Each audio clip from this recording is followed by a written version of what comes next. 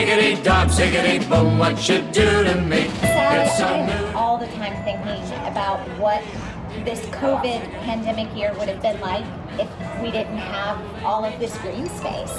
I wondered about our classes, because if we got to come back, if we were able to come back, where would we have our classes? You know, if we didn't have the pavilion, if we didn't have the tents that they brought up earlier. Or for Scarlet extra- Gate. Or The entirety of Scarlet Gate, there are at least 5 zones over there that we used on a regular basis for class. And I wanted the kids to be able to have my art class, your drama class, or whatever, our whole fine arts, curriculum. So I Yeah, think we are the heart of the middle school curriculum. And if you don't have your heart, I am #TLS proud that we had our classes outside. I am